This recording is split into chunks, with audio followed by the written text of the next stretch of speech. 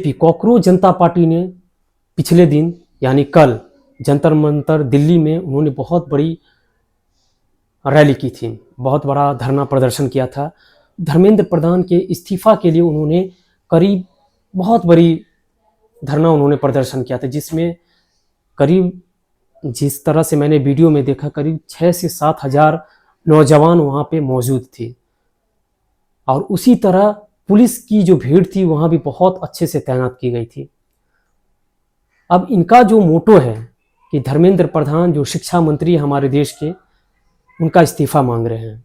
ऐसा इसलिए क्योंकि हमारे देश में कई सारे एग्ज़ाम कैंसिल होते रहते हैं। अभी हाल फिलहाल में नीट का एग्ज़ाम भी कैंसिल हो गया था, नीट का पेपर भी लीक हो गया था।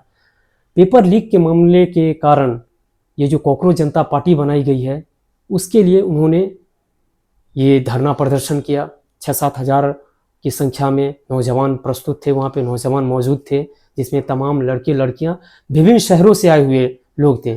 और देखने वाली बात है कि वैसे वैसे शहर से आए हुए थे, बिहार, मुंबई, राजस्थान, तमिलनाडु, बहुत तमाम हमारे पूरे भारतवर्ष से नौजवान आए हुए थे और उन्होंने धरना प्रदर्शन में भाग लिया। अब मेरा ये मानना है कि ये जो कॉकरोच जनता पार्टी है, क्या ये हमारे केंद्र सरकार को हिला सकती है? जो केंद्र सरकार यानी कि भारतीय जनता पार्टी पिछले कई वर्षों से मजबूत स्थिति में बनी हुई है, जो कि पूरा विपक्ष पार्टियां उनको हराने में नाकाम रही, उनका स्तंभ हिलाने में नाकाम रही। क्या ये कॉकरोच जनता पार्टी कर पाएंगी ऐसा? बिल्कुल भी नहीं। आज भले ही कॉकरोच जनता पार्टी हजारों लाखों की भीड़ जुटा ले, लेकिन क्या केंद्र की सरकार को खाड़ पाएंगी? बिल्कुल भी नहीं। ये कहीं से भी जरा सा सोचने वाली भी बात नहीं कि कॉकरोच जनता पार्टी केंद्र की सरकार को उखाड़ सकती है। अभिजीत दीप्ते जो कॉकरोच जनता पार्टी के फाउंडर हैं, उन्होंने ऐसा भी कहा है कि अब यह प्रदर्शन पूरे समूचे देश में होगा। कैसे कर पाएंगे? तो उनसे पूछना चाहते हैं, ये धरना प्रदर्शन आप कैसे कर पाएंगे? जो विपक्ष की तमाम पार्टियां नरेंद्र मोदी सरकार को उखाड़ नहीं पाए, इतने बड़े बड़े दिग्गज नेता थे जो उखाड़ नहीं पाए, आप क्या हैं? कैसे आप कर पाएंगे? कैसे जमीनी स्तर पे आप काम कर पाएंगे? क्या धरना प्रदर्शन करने से आप हमारे देश की स्थिति को समझ पाएंगे? आप क्या चाहते कि नेपाल में जो हुआ, नेपाल में जो स्थिति पैदा की गई, उसी तरह से आप पेश करना चाहते हैं? लेकिन ऐसा नहीं हो सकता है। हमारे देश के हर नागरिक को पता है कि नरेंद्र मोदी सरकार क्या काम कर रही है।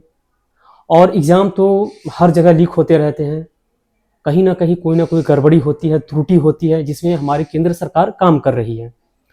कहीं ना कहीं कोई ना कोई किसी न किसी तरह के तरीके से पेपर लीक हो जाता है। सरकार और पुलिस प्रशासन काफ़ी मजबूत स्थिति में उस चीज़ को संभालने की कोशिश करती है, लेकिन फिर भी जहाँ बिचौलिए घुस जाते हैं तब वहाँ पेपर लीक होना ये सब आम बात हो जाती है। अब देखे होंगे कि हमारे भारतवर्ष में कैसे आतंकवादी पहलगाम में हत्या करके चले गए, जबकि प्रशासन इतनी टाइट व्यवस्था में थी। तो कहीं ना कहीं हमारे देश के कुछ बिचौलिए होते हैं जो हमारे देश की अर्थव्यवस्था को नुकसान करने में लगे रहते हैं, हमारे केंद्र सरकार को बदनाम करने में लगे रहते हैं। कहीं ना कोई जरिया खोजते रहते हैं ताकि केंद्र की सरकार को कोई ना कोई बदनामी हो।